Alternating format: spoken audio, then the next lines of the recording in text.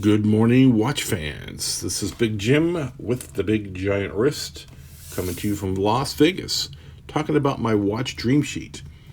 You know, I started off in love with the Black Bay, Tudor Black Bay Heritage 41 in blue. Couldn't find it for under $2,000, so I bought the black and leather. 6 months later, I found the blue on steel and put the steel on the black one, and that's where it lives. And but in between these two, the day before I bought this watch, this popped up on Watchbox for $5,200 delivered. I snapped it up immediately. It was a huge decision for me. It was more than I had to spend. Went into my savings account and made it work. This is a great watch. I'm pleased I bought it. I'm not going to sell it. I'm not going to swap it out for the 41. I'm just going to keep this. It's now discontinued watch. Super sweet. But the very next day, this one popped up, the one I've actually been looking for. And you can see they do have some DNA. This has stick indices, this has round indices. This actually has an amazing amount of lume. This is a real sports watch. This is kind of half of a dress watch, even though it's a sports watch. I wear it as a dress watch, and it looks great as a dress watch. So this popped up first. This popped up first, and then the very next day this popped up. So I spent $7,000 in 24 hours. What are you going to do? Great decision. I don't regret it at all. It's just more money I had intended to spend. So I ended up with all these great luxury watches, but I still have other watches on my dream sheet, and I'm trying to avoid buying something that I love when something I really want is going to pop up. So, my number one right now I'm looking for is, of course, the Rolex OP41 black, bright black or white. That's my number one watch I want to find. And here's a great picture of it, of course. Everyone knows what the OP it's just a little bit different, and I want it in black or white. I don't really want it in blue. I have a lot of blue watches. So, my number two is still going to be the Rolex Milgauss. That's quite a big jump. The 40 millimeter Milgauss. It's a thick watch, but it's a beautiful watch. I love the green kind of tinge to it. So, that's my number two watch I'm looking for. So, if I happen to run across a great deal on the JLC, the Jaeger-LeCoultre Polaris Marine Date, I've looked at this watch a couple of times. The butterfly clasp has kind of put me off. But I might be getting over that a little bit. So after playing with one, wow, is it amazing. So, JLC is hard to beat. The Marine Date, it's a super compressor watch.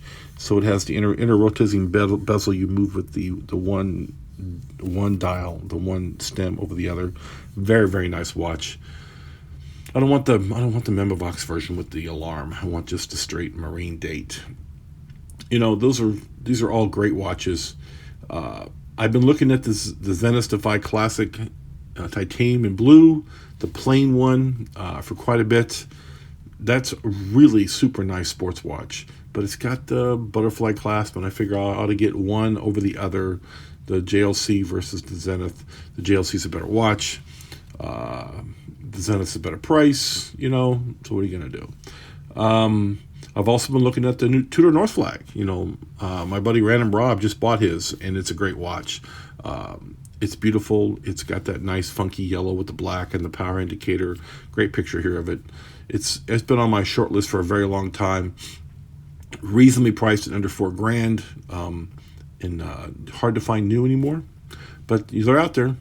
The only other Tudor I'm interested in is the Tudor Pelagos Black. It's a true dive watch. It's a beautiful, gorgeous piece of titanium dive watch. You can find them new. The black is much more reasonably priced than the blue, and I just have so many blue watches, and I generally wear, I wear more black watches than blue watches, and I have more blue watches than black watches. So, what are you going to do? I think I prefer the black over the blue. So, I've been looking at that one. The only dress watch I'm really in love with is the Baume & Mercier Classima with the white dial. Here's a great picture of it. I've looked at that a few times. It's only $1,000, $1,100 delivered. Very reasonably priced watch. It's beautiful. It's well constructed. It's got a very nice strap. We're in the middle of a lockdown, so everything in Vegas is closed. I mean, it's technically open, but nothing's going on. The place is a ghost town.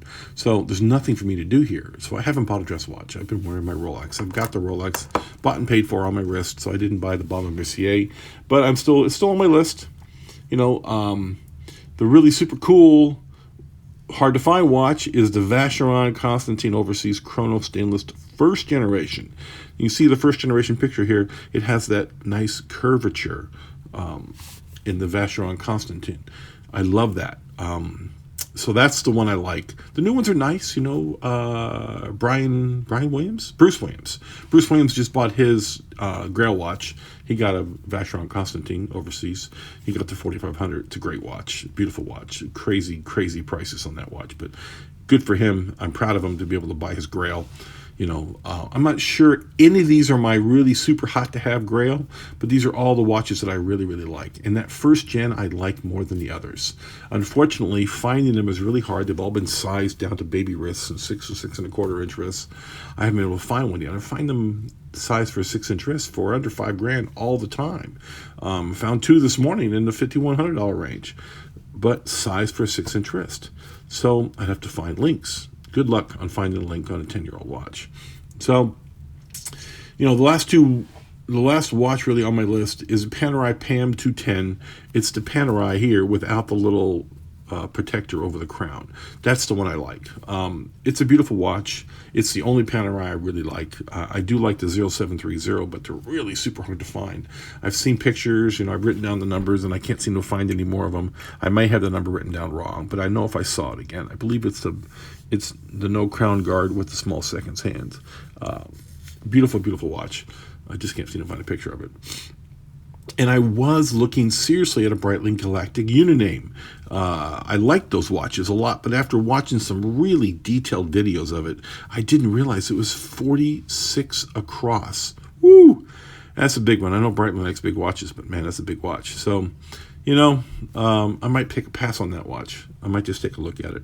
Breitling's easy to find in Las Vegas. There's at least a dozen small boutiques that have them in stock. And my AD for Rolex and Tudor, they have a few of them in stock. I can go take a look at them, I guess. Wouldn't hurt anything. So that's my watch dream sheet, I'm trying not to be crazy and spend all my money at once on something I really don't want.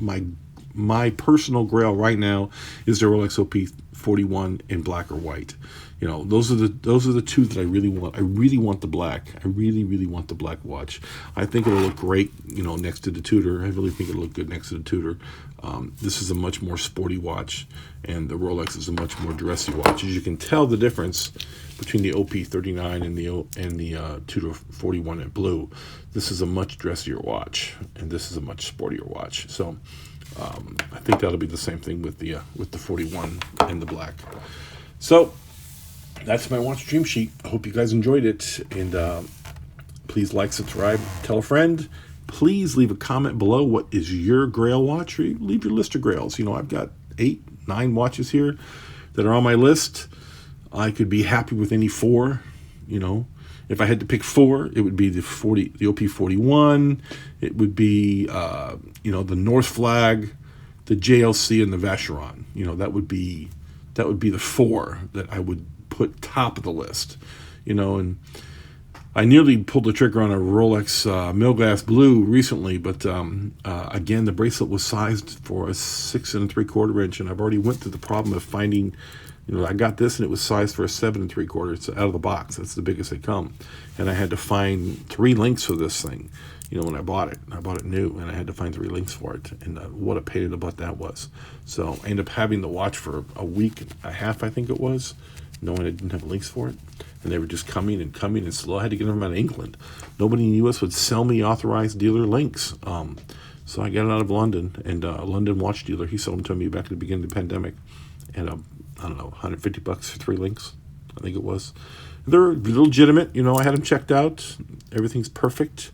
They are real Rolex links. The guy's got a great reputation. So, he sells Rolex links. He has a lot of other links too, but he has a ton of different Rolex links, all marked and ready for sale.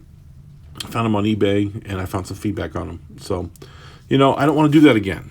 I want to buy the watch sized correctly, as close as I can get it. So, please like, subscribe, tell a friend. Tell me what you think of my Grail list. and I will see you on the next one.